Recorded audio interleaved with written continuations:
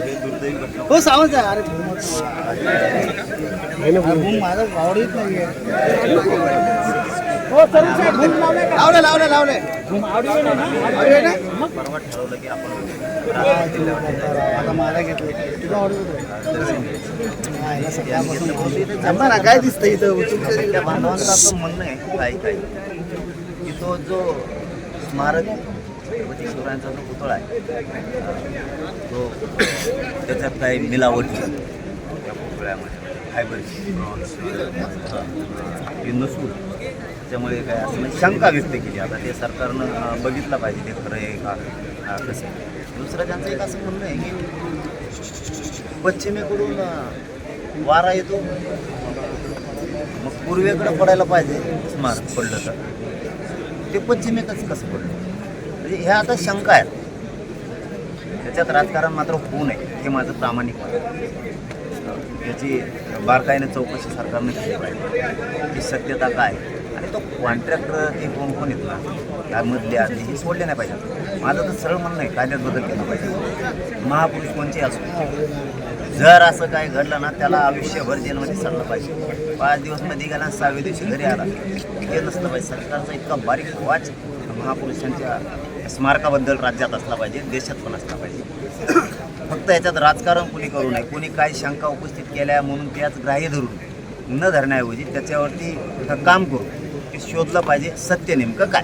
आणि पळून जातो कसं काय कोण कॉन्ट्रॅक्टर आहे कोणी नेता फेताबी असं नाही एखादामध्ये कोणी तातडीनं करून घेतलं आहे का कोणत्या नेत्यानं तातडीनं करून घेतलं नाही स्मारक तरी त्याचं नाव येतं आहे जाणून बुजून असंही शोधलं पाहिजे. परंतु ज्याला नुसती खायचीच सवय लागली दर्जेदार काम करायचं नाही तो काय जेलमध्ये चढला पाहिजे. महाराष्ट्र बघतोय तुम्ही राजकारण करायला लागतो दोघंही विरोधी पे ना सत्ताधारी महाराष्ट्र बघतोय. तुम्हाला वाटत असेल तुम्ही नाही शाने तुम्ही एकमेकावर चिखलफेक करताय आरडाओरडा करताय. छत्रपतींच्या जीवावरती कोणीही राजकारण करू नका. नसता जनता तुमचा कार्यक्रम लावणार आहे आता सोडणार नाही कारण तुम्ही उघडे पडायला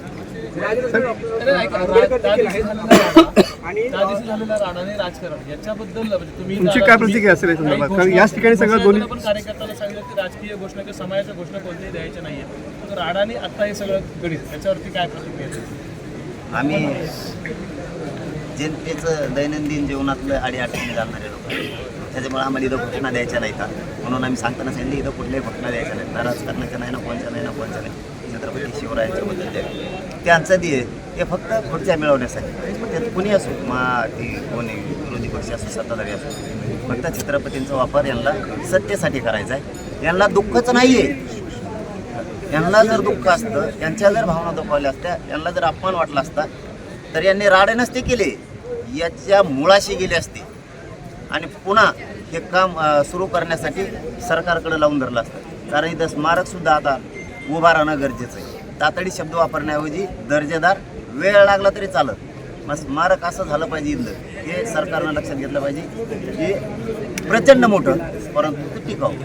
इथलेच मंत्री म्हणतात चांगल्यातून वाईटातून चांगलं होईल असं हे सर कसं म्हणतात. राजकीय शब्द असतील त्यांचे मला इथे या जागेवर तर राजकारण करायचं नाही बोलायचं. राजरत्न आंबेडकर आपल्या सोबत आहे काय नेमकी चर्चा झाली आपण मागणी करत होतो एकत्र नाही इथं कशी चर्चा होईल ते संदर्भ इथं नको जोडायला. ते बघा ते म्हणले मला यायचं म्हणलं चला आपल्याला सरळ असतंय त्याला म्हणलं तर जाऊ की इथं येणं म्हणजे हे बघा या देशातल्या प्रत्येक माणसाच्या भावना दाखवायला इथं राजकीय चर्चा आमचं होऊ शकत नाही ना आमचं तो काही विषय पाहिजे. ते माणूस आहे मी माणूस आहे आम्हाला दोघांना दुःख झालं असंच राज्याला देशात झालं सगळे येत आहेत. पाटील राजकीय म्हणजे लोक जे म्हणतात आत्ताचा जो प्रश्न होता डबल मी रिपीट विचारतोय की वाईटातून चांगलं होईल म्हणजे वाईट करण्याचाच हेतू राजकीय म्हणजे पुढाऱ्यांचा होता काय शोध होईल. मला परत तिथंच येत नाही विषय मला याच्यात फक्त राजकारण नाही करायचं. साहेब फक्त एक प्रश्न सोशल मीडियावर असं विचारलं जात आहे जे विरोधी पक्ष नेते किंवा सत्ताधारीमध्ये लोक इथे येत आहेत तर ते 8 महिन्यापूर्वी इथे आले असते. आज स्मारक बाबतीत घडली घटना म्हणून असं या ठिकाणी बघायला येत आहेत पण 8 महिन्यापूर्वी आले असते जर पाहणी केली असती तर हा प्रश्न सुटला असता असं सोशल आले म्हणून काय झालं म्हणा कुणी आला तरी सत्ताधारी काय आला विरोधक आला म्हणून काय झालं तुम्ही रोज इथं झोपत होते काय उपयोग झाला मग असं जमन का असं नसतो.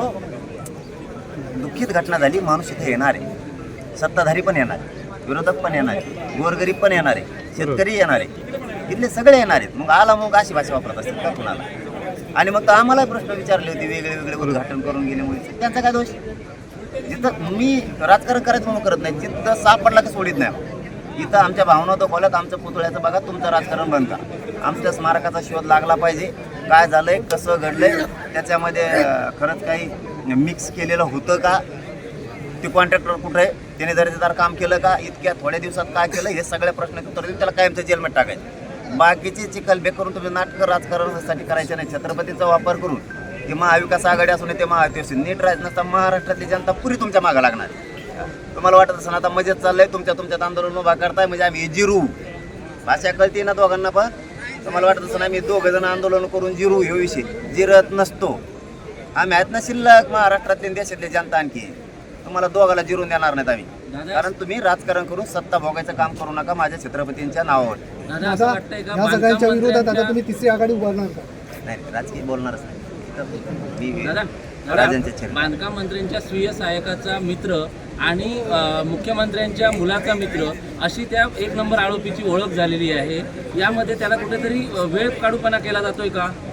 तो पंतप्रधानाचा पाहुणा असला तरी जेलला कायमचा साडला पाहिजे, एवढं जनतेला माहिती.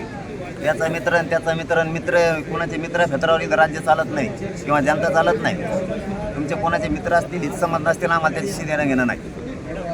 आमच्या भावना दुखावल्या त्याच्यामुळं तो जेलला पाहिजे आणि कायम साडल्याला पाहिजे.